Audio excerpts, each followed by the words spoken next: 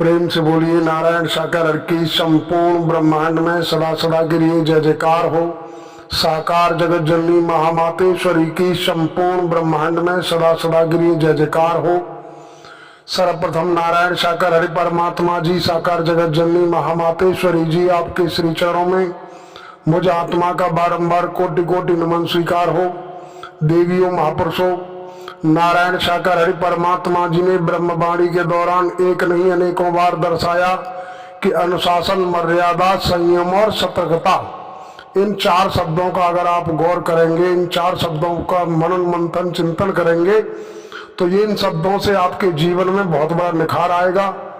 आपको सिर्फ सत्य के साथ में ही नहीं बल्कि आपके परिवार में, आपके धंधे रोजगार, बिजनेस, व्यापार में, हर जगह कई प्रकार की मुसीबतों से ये चार शब्दों से आपका बचाव होगा। तो आज हम इसके विषय में थोड़ा सा जानेंगे कि ये चार शब्दों का मतलब क्या है, इनका अर्थ क्या है। पूरा वीडियो सुने, आपकी समझ आएगा। बाकी आप जानकार हैं, बुद्धिमान हैं, बुद्धिजीवी हैं, अच्छी बात है। देवियों महापुरुषों, शब्द आया कि अनुशासन। अनुशासन हमारे आपके परिवारों में सबसे मेन मुख्य बात आती है अनुशासन की। तो हम और आप जो भी अपने परिवारों में कोई कार्यशैली है, क्रियाकलाप है, उनको अनुशासन के दायरे में जो भी पारिवारिक नियम है, नियमों के अनुसार, जैसे मानो कि इन्हीं के घरों में साफ सफाई का विशेष ध्यान रखा जाता है, तो जूते चप्पलों को सही जगह पर, जहां वाकई जो इशारा होता है घर के मुखिया का या जो भी घर में जो गृहिणी है, जो देवियां, उनका इशारा होता है कि ये सामान वहां रखना है, यहाँ रखना है, जो भी है उस हिसाब से कार्य किया जाए। अनुशासन के तहत अगर कार्य होता है तो परिवार में कलह कलेश का माहौल नहीं होता है। हर तरीके से हमें आपको देखना होगा। नारायण सागर हरि परमात्मा जी के दर पर हमारा आपका, नारायण सागर हरि धाम पर हमारा आपका जाना आना रहा है। अब आज भी हम आप जाते हैं अगर अनुशासन के तहत हैं।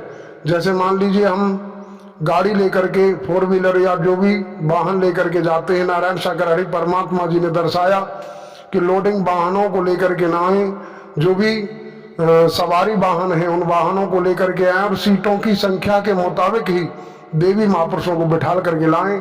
तो हमारा आपका धर्म कर्म बनता है। सीटों की संख्या के मुताबिक अनुशासन के दायरे में अनुशासनता का ही परिचय देते हुए हमें कार्य करना है। दूसरी बात आती है मर्यादा। श्री रामचंद्र जी को मर्यादा पुरुषोत्तम श्री राम कहा गया क्योंकि उन्होंने कभी मर्यादा को नहीं तोड़ा।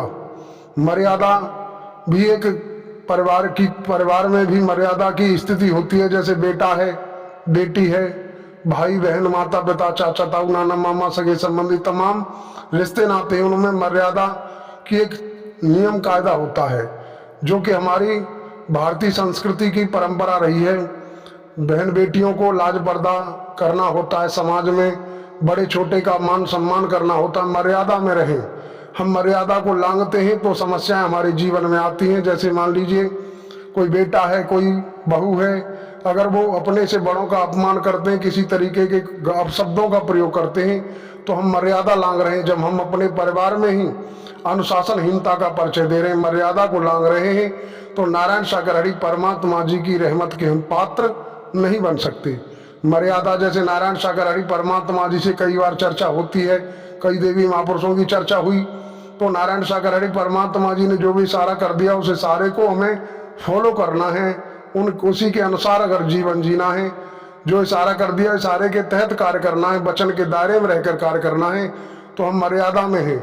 और वचन तोड़ करके अगर मनमानी कर रहे हैं तो हम मर्यादा को लांघ रहे हैं और मर्यादा लांघने वालों की दुर्गति होती है। अनुशासन, मर्यादा, संयम। संयम वाली जो बात आती है, संयम कहते हैं धैर्य को।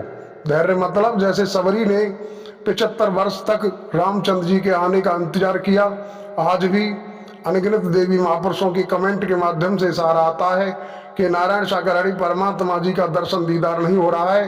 देवियों महापुरुषों गौर कीजिए, नारायण सागर हरि परमात्मा जी को तो अभी चंद समय हुआ है। बीते युगों की कहानियां नजर आती हैं। राजे महाराजाओं ने राजपाट छोड़ा, रानियों, राजकुमारों, राजकुमारियों का त्याग करके समस्त सुखों की आहुति लगाकर जंगलों के अंदरों में जाकर घोर तपस्या की। 10-10 हजार वर्ष तक तपस्या का जिक्र आता है। ये लेख में आया है कि 10,000 वर्ष तप करने के बाद भी परमात्मा का कुछ पल के लिए दीदार हुआ, लेकिन हमें आपको तो निरंतर दीदार होता रहा, ब्रह्मवाणी मिलती रही। हम अपना धैर्य न खोएं, संयम बनाए रखें, धैर्य न खोएं, तो विशेष करके नारायण सागर हरि परमात्मा जी हमारे ऊपर रहमत जरूर करेंगे। और सतर्कता, सतर्कता जो शब्द है वो हमारी आपकी कई प्रकार की जो समस्याएं उनको हल करता है। जैसे मानो हम आप देवियां जो अपना रसोई में कार्य करती हैं, सब्जी बन रही है उस पर ध्यान रखना है, जल न जाए कहीं। कई प्रकार की हम जैसे रोड पर चल रहे हैं, रोड पर जो रोड के नियम हैं अपनी साइड में ही चलना है, दाएं बाएं, मगर कहीं गाड़ी को मोड़ना है तो इंडिकेटर का प्रयोग करें। स्कूलों में भी इसी तरीके की स्थिति होती है। जो भी तमाम हमारे जो रहन सहन है उनमें हमें आपको अनुशासन, मर्यादा, संयम और सतर्कता ये बनाए रखना है। लेकिन इस समय हमें आपको ज़्यादा से ज़्यादा आवश्यकता है संयम यानी कि धैर्य धारण करने की, क्योंकि नारायण सागर हरि परमात्मा जी भले ही हमें आपको अभी दर्शन नहीं दे रहे हैं, लेकिन आप धैर्य न खोएं, संयम न खोएं, संयम बनाए रखें। परमात्मा नारायण सागर हरि चरणों में आपकी हमारी टेर लगी है। परमात्मा इतने निष्ठुर नहीं है, इतने निर्दयी नहीं है कि हमारी आपकी पुकार न सुनते हों। नारायण सागर हरि परमात्मा जी हमारी आपकी पुकार सुनते हैं और बहुत जल्द हमें आपको दर्शन जरूर देंगे, लेकिन हम आप धैर्य बनाए रखें। नारायण सागर हरि परमात्मा जी के चरणों में, साकार जगत जननी महामातेश्वरी जी के चरणों में प्रार्थना करें। एक निवेदन और करेंगे हम आप देवी महापुरुषों से। वैसे तो नारायण सागर हरि और साकार जगत जननी महामातेश्वरी जी में कोई अंतर नहीं, लेकिन हम आप थोड़ा सा अपने परिवार की तरफ देखें कि हमारे आपके परिवारों में अगर हमारे पिताजी नाराज हो जाते तो हमारी माँ मना लेती। माँ के अगर हम सम्मुख अपनी समस्या रखते तो माँ जल्दी दया कर देती।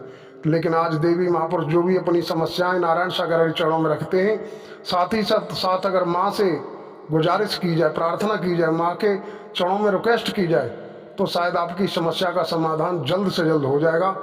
और इन्हीं शब्दों के साथ हम अपने शब्दों को विराम लगाते हैं। प्रेम से बोलिए नारायण सागर हरि की संपूर्ण ब्रह्मांड में सदा सदा के लिए जय जयकार हो। साकार जगत जननी महामातेश्वरी की संपूर्ण ब्रह्मांड में सदा सदा के लिए जय जयकार हो।